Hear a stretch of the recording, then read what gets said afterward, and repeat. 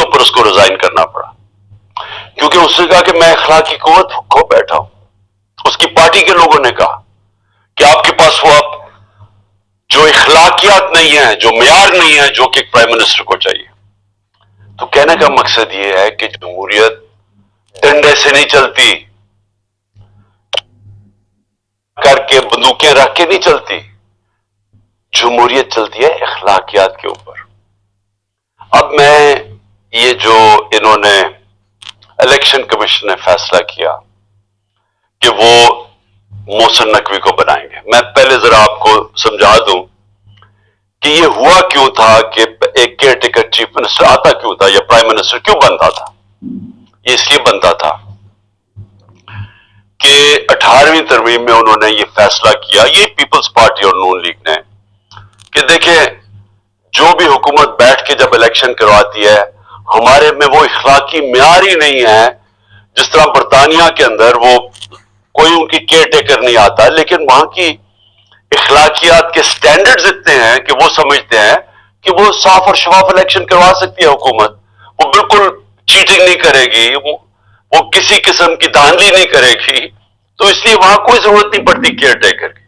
लेकिन पाकिस्तान की बदकिस्मती ये है कि हमारी जमहूरियत के म्यार इतने गिर चुके हैं कि किसी को इत्मीनान ही नहीं है कि कोई फ्री एंड फेयर इलेक्शन करवा सके जब तक कि केयर टेकर ना आए। तो केयर टेकर का मकसद क्या था कि वो एक न्यूट्रल अंपायर बनेगा, वो ऐसी एक गवर्नमेंट बनेगी जो कि किसी की फेवर नहीं करेगी, वो साफ और शफाफ इलेक्शन करवाएगी। ये बुनियादी वजह थी केयर टेकर गवर्नमेंट बनाने की।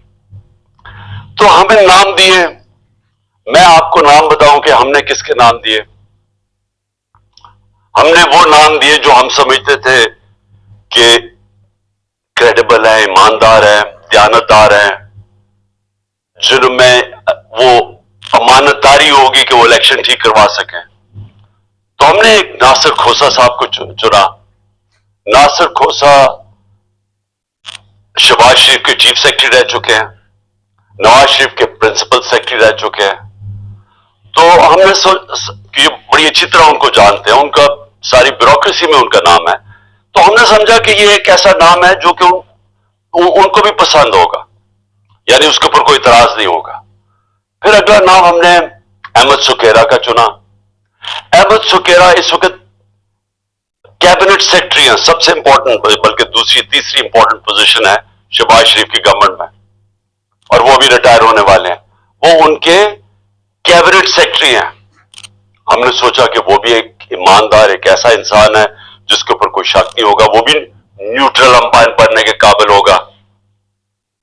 और फिर हमने एक और चुना जो मैं तो उनको जानता नहीं, लेकिन मैं आपको उनको नाम बता दूं कि हमने ये भी उनके चीफ सेक्रेटरी रह चुके हैं, नवीद चीमा, नवीद अकरम चीमा उनके शहबाज शरीफ के चीफ सेक्रेटरी रह चुके हैं। तो हमने अपनी तरफ से बड़ी दयानतदारी से ऐसे नाम चुने जो हम समझते थे कि उनको भी एक्सेप्टेबल होंगे। क्या हो करते करते इस आदमी का नाम लिया, वो है मोहसिन नकवी। अब मैं मोहसिन नकवी के आने से पहले मैं आपको बताऊं पख्तूनख्वा में क्या हुआ। हमें जेयूआई ने नाम दिया आजम खान। आजम खान एक बहुत रिस्पेक्टेबल इंसान है पख्तूनख्वा के अंदर। आपको पता हमारे जेयूआई के साथ बड़े इख्तिलाफात हैं, लेकिन क्योंकि उन्होंने हमारी पार्टी 2/3 अक्सरियत लेके बैठी हुई है, केपी में बैठी हुई थी, लेकिन क्योंकि उन्होंने एक सही नाम दिया हमने तस्लीम कर लिया और वो आज वहां के केयर टेकर चीफ मिनिस्टर बन गए। लेकिन यहां देखिए क्या होता है, मोहसिन नकवी जिनको इन्होंने और इलेक्शन कमीशन ने मुंतखब किया है, मैं सबसे पहले तो इलेक्शन कमीशन, मैं ये आप सबके सामने पहले कह चुका हूं, मैं फिर कहना चाहता हूं, मैंने इतनी बददियानतदार इलेक्शन कमीशन अपनी जिंदगी में नहीं देखी। मैंने ऐसी इलेक्शन कमीशन देखी नहीं जो इतनी बेशर्मी से तहरीक इंसाफ के खिलाफ हर फैसला इनका हमारे खिलाफ आता है। हर बारी हम अदालत में जाते हैं, ये हमारे खिलाफ फैसला करते हैं, हम अदालत में जाते हैं और अदालतें इनके फैसले को ओवरटर्न करती है, कि कहने का मतलब कि इन्होंने गलत फैसला किया हमारे खिलाफ। یہ 8 یا 9 دفعہ ہو چکا ہے. اس کے علاوہ انہوں نے جو توشہ خانہ کا کیس کیا ہے, جو انہوں نے فورن فنڈنگ کیس یہ ہے کہ انہوں نے جو اناؤنسمنٹ کی کہ کیا فورن فنڈنگ تھی, وہ اس کو چینج بھی کیا پروہیبٹڈ فنڈنگ. اس کے بعد وہ اناؤنس کر کے جو پبلک ریلیز کی, اس کے بعد ایک پیراگراف ایڈ کر دیا جس کا کوئی تعلق ہی نہیں ہے اس سے کہ جی عمران خان نے کوئی فنڈنگ میں غلطی کی ہے. یہ سارے عدالت میں کیسز ہیں.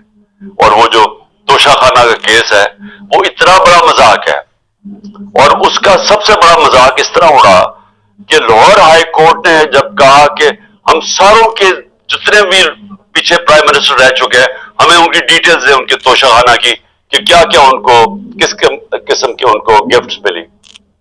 تو یہ گورنمنٹ جس نے میری ساری انفارمیشن دی تھی توشہ خانہ کی, وہ ادھر جا کے کہتی ہے وہی گورنمنٹ لاہور ہائی کورٹ میں کہ جی یہ سیکرٹ ہے, یہ ہم بتا نہیں سکتے, ہم باقیوں کے کیسز نہیں بتا سکتے کہ باقیوں کو توشہ خانہ میں کیا ملا.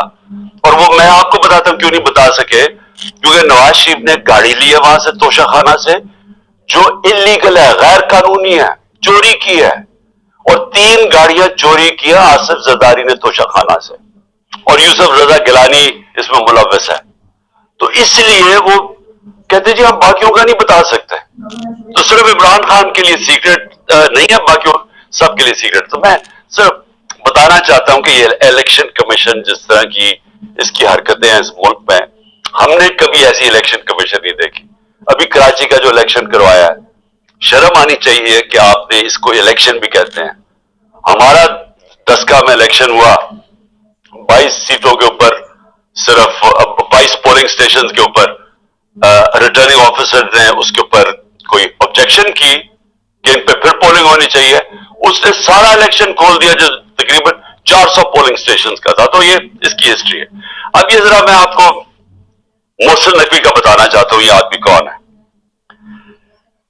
سب سے پہلے جو رجیم چینج ہمارے خلاف ہوئی, جب یہ پوری سازش ہو رہی تھی, تو ہمارے پاس میں تب گورنمنٹ میں تھا, تو مجھے آئی بی کی باقاعدہ رپورٹس آتی تھی کہ جو سب سے ایک آدمی نے سب سے زیادہ کوشش کی ہماری حکومت گرانے کی, اس کا نام محسن نقوی تھا. یہ بھاگا پھر رہا تھا ساری جگہ, کبھی نواز شریف کو پیغام لے کے جا رہا ہے زرداری کا, تو کبھی زرداری کے ساتھ مل کے سندھ ہاؤس کے اندر بیٹھا ہوا ہے, لوگوں کی حرام کے پیسے سے لوگوں کو خرید رہا ہے. یہ سب پیش تھا.